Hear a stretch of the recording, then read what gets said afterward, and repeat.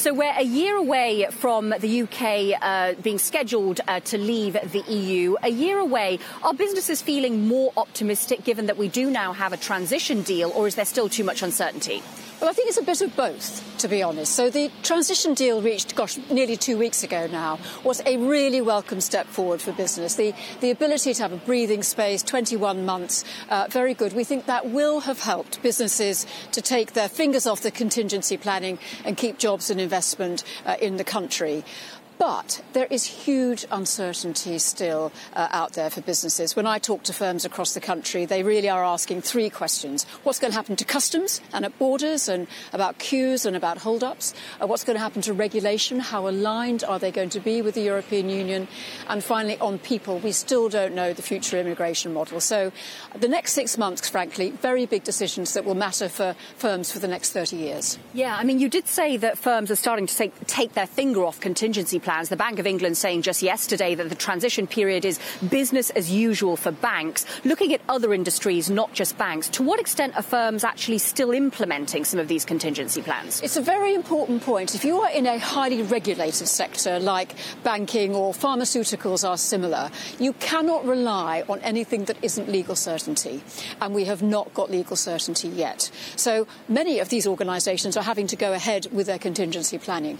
Other sectors like manufacturing, who can take a bit more of a longer-term view and rely a little bit more on what looks like a very strong promise, they have been able to make some changes. So very different by sector, but we think it will have helped certainly quite a few sectors.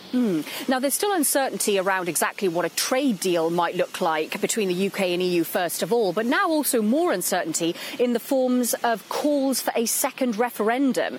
For businesses in the UK, is the view that a second referendum would be good if the outcome was different, or it's just bad per se because it's more uncertainty? To be honest, the businesses I speak to are far more practical than that. They want to get on with knowing what's going to happen. We have got these very, very tough choices to make. You know, customs is a very big one. What's the solution going to be on Northern Ireland, for example?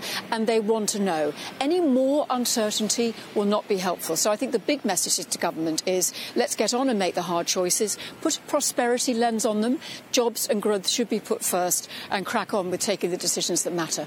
Yeah, you keep pointing out how important customs are to businesses. I wanted to ask you about the Irish border, because this still remains a really intractable issue, and it's difficult to see how it will be resolved or whether it will just be fudged. How optimistic are businesses that there will be a resolution to that problem, and are they planning for a scenario where there isn't? This is very, very urgent now because it is in the withdrawal agreement. It's one of the first issues that has to be resolved before we can move on. And frankly, for businesses, it really matters. There are 200 roads that cross the border. Agriculture businesses are shipping their products across that border all the time, thousands of trucks a week. So we must get this resolved.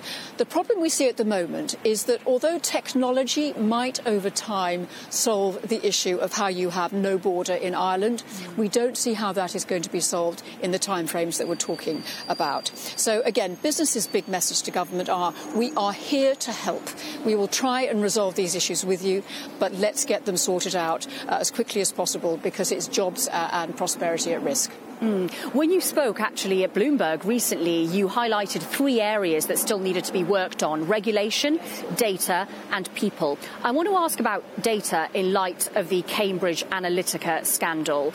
Are businesses in the UK that deal in data, and that covers a wide range of industries, are they making any changes or contingency plans given that scandal and the uncertainty of where they'll stand once the UK exits? This is an absolutely massive issue, not just the particular issue we've had with Cambridge Analytica, but in general, data is the lifeblood of our economy. It's not just tech firms, it's our retailers, our manufacturers use data day in, day out, and huge volumes of data flowing to and from the European Union. We have not yet got an agreement on what that data flow will look like after we leave the European Union.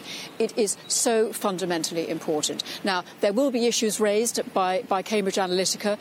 They're being worked through, but frankly, this issue existed before, and we're going to need to resolve it over the next 6 months. There's also been some research done by the government into how concerned employers are post-Brexit in terms of immigration and where we'll stand stand with that? And as I say, people was one of the issues that you highlighted. How are firms dealing with this and the uncertainty around that?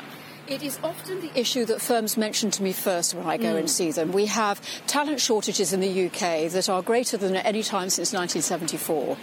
We are growing and we need new skills. The fact that there is no certainty around the future immigration model is really biting on business. And we now have certainty for the EU citizens here. That is very, very good news. Attention now needs to turn to the longer-term model. We need to have preferential flows from the European Union because so many of our businesses are interconnected. And when you're a services economy like we are, trade is all about people. So the quicker, the better for that solution.